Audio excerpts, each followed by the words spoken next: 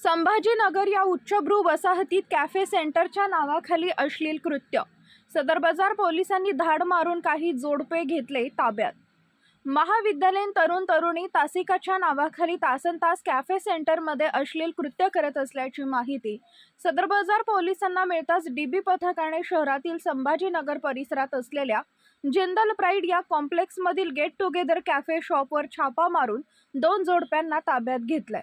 जालना शहरात कॅफे सेंटरच्या नावाखाली महाविद्यालयीन तरुण तरुणींना अश्लील कृत्य करण्यासाठी ठराविक रक्कम घेऊन शहरातील संभाजीनगर येथील मराठा हायस्कूलच्या समोरच असलेल्या जिंदल प्राईड बिल्डिंगच्या तळमजल्यावरील गेट टुगेदर या कॅफे सेंटरमध्ये अश्लील कृत्य चालत असल्याचे कळताच सदर बाजार पोलीस ठाण्याच्या डीबी पथकाने आज बुधवारी दुपारी छापा मारून 2 जोडप्यांना ताब्यात घेतले.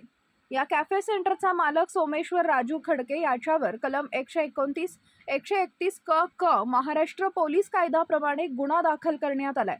सदरील कारवाई वरिष्ठांच्या मार्गदर्शनाखाली डीबी पथकाचे प्रमुख भगवान नरोडे, अजीम शेख, पवार, काकडे, महिला पोलीस नाईक ठाकूर, काळे यांच्यासह इतरांनी केली आहे.